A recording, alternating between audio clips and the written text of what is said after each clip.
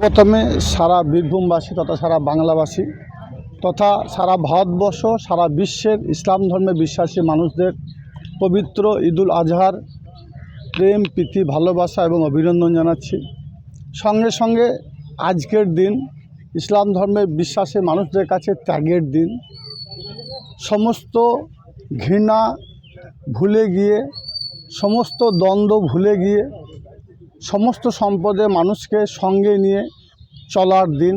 স্বভাবতই সারা বাংলার হিন্দু মুসলমান শিখ খ্রিস্টান ইসাই, সারা ভারতবর্ষের হিন্দু মুসলমান শিখ খ্রিস্টান ইসাই সমস্ত সম্প্রদায়ের মানুষের কাছে আজকের এই বিশেষ দিনে অনুরোধ করব, আজকের পর থেকে বাংলার যে কৃষ্টি, বাংলার যে কালচার, বাংলার যে সম্প্রীতি, সেই সম্প্রীতিকে অক্ষুণ্ণ রাখতে আমরা আমাদের মনের মধ্যে যে ঘৃণা, মনের মধ্যে যে বিতৃষ্ণা, যে বিদ্বেষ ছিল আজকের দিনে সেগুলোকে ত্যাগ করে আগামী দিন থেকে আমরা সকলে নতুনভাবে চলা শুরু করব এবং আমাদের মধ্যে যে সম্প্রীতি যে ছিল সে সম্প্রীতিও থাকে।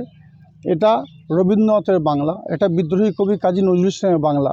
তারা বলে গেছেন, মোরা একটি বিন্দু দুটি কুসুম, হিন্দু মুসলমান, হিন্দু তাহার নয়নমণি, মুসলিম তাহার প্রাণ। এই বিষয়টা আমরা আজকের দিনের পর থেকে সকলকে লক্ষ্য রেখে মান্যতা দিয়ে চলার চেষ্টা করব। এটাই হোক আজকের দিনে আমাদের অঙ্গীকার। নতুন আইন কার্যকর। দেখুন, আজকেও আমাদের এই যে পবিত্র ঈদুল আজহার দিনে আমাদের ইমাম সাহেব আলোচনা করছিলেন আমাদের এই গ্রামের কয়েক হাজার ইসলাম দরদি, ইসলাম ধর্মে বিশ্বাসী মানুষদের সামনে। আমাদের দিন দুনিয়ার যিনি নবী হযরত মুহাম্মদ সাল্লাল্লাহু সাল্লাম, তিনি দুম্বা কুরবানি দিয়েছেন, বকরি কুরবানি দিয়েছেন, অর্থাৎ ছাগল কুরবানি দিয়েছেন, উট কুরবানি দিয়েছেন। কোনো সময়ের জন্য তিনি গরু কুরবানি দেননি। অর্থাৎ গরু কুরবানি দিতে হবে এটা কত মানা নেই। কুরবানি দিন, যে কোনো ছাগল হোক, বকরি হোক, ভেড়া হোক, কুরবানি দেওয়াটা বড় কথা নয়। বড় কথা হচ্ছে মনের মধ্যে যে পশু আছে, আমাদের মনের মধ্যে যে অশুভ শক্তি আছে, মনের মধ্যে যে ঘৃণা আছে অপরের প্রতি, মনের মধ্যে অপরের প্রতি যে বিদ্বেষ আছে, সেইগুলো কুরবানি দেওয়ার দিন। সর্বতই একটা পশু কুরবানি দিলাম কি না দিলাম সেটা আমাদের কাছে বড় ম্যাটার নয়।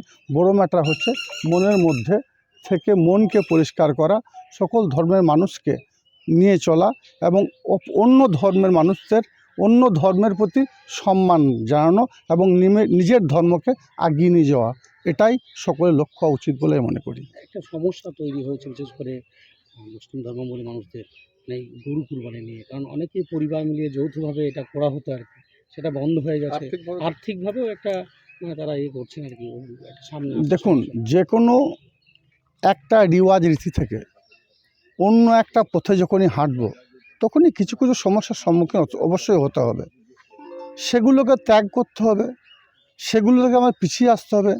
হয়তো এবছর আমাদের মধ্যে অনেকে গরু কিনে রেখেছিল 3 মাস, 4 মাস, 5 মাস, 6 মাস আগে থেকে। তারপর সেই গরুগুলো তারা কুরবানি দিতে পারলো না, তাদেরও জানা ছিল না। 1950 সালে যে আইন, সেই আইন সম্বন্ধে আমাদের সে অভিজ্ঞতা ছিল না। সে অভিজ্ঞতা এবার আমার সঞ্চয় করলাম। আগামী দিনে আর কেউ গরু কিনে রাখবে না। আগামী দিনে কয়েক মাস আগে থেকেই যে পবিত্র কুরবানি ঈদুল আজহার দিন যখন আসবে তখন আমরা সেইভাবে প্রস্তুত হব।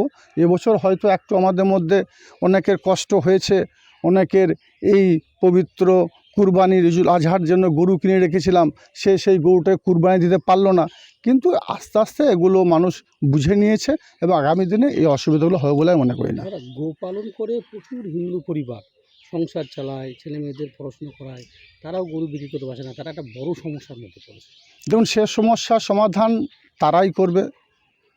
আমাদের রাজ্য সরকার, বর্তমান সরকার, তারা যখন ডিক্লেয়ার করেছে যে গরু তাদের গোমাতা, গোমাতাকে হত্যা করা যাবে না, গোমাতার কুরবানি দেওয়া যাবে না। স্বভাবতই যে হিন্দু ভাইরা গরু পালন করে, যারা গরু থেকে দুধ দিয়ে আমাদের এই যে মিষ্টান্ন দোকান থেকে শুরু করে বিভিন্ন ব্যবসা বাণিজ্য থেকে শুরু করে আমাদের যে আদান প্রদান যেগুলো হয়, সেগুলোতে একটা ক্ষতি অবশ্যই হবে। তো রাজ্য সরকার যখন এদিকটা চিন্তা ভাবনা করেছে গরু হত্যা করা যাবে না, গোমাতা হত্যা করা যাবে না, তো নিশ্চয়ই সেদিকটাও তারা চিন্তা ভাবনা করবে কিভাবে তাদের সমস্যার সমাধান করা যাবে। সেটা রাজ্য সরকারের চিন্তা ভাবনার বিষয়, সেটা আমাদের মাথা ব্যথার কারণ নাই। আমি ইসলাম ধর্মে বিশ্বাসী মানুষদের বলবো, আপনারা গরুর মাংস খাবেন না, গরু জবাই করবেন না। আপনারা প্রয়োজনে ছাগল, মুরগি থেকে শুরু করে এই সব যে মিটগুলো আছে, এই সব যে মাংসগুলো আছে, এগুলো আপনারা খান, এগুলো ভক্ষণ করুন। এটা আমাদের দিন দুনিয়ার নবী হজরত মুহাম্মদ সাল্লাল্লাহু সাল্লাম তিনি কুরবানি দিয়ে গেছেন এবং তিনি এগুলো আমাদের খাওয়া জায়েজ করে গেছেন। দাদা, পরবর্তী কোর কমিটির বৈঠক কবে হচ্ছে? সেটা কোর কমিটি আহ্বায়ক যিনি আছে উনি বলতে পারবেন। আজকের এই দিনে রাজনীতি নিয়ে আলোচনা না করলে একটু ভালো হয়, প্লিজ।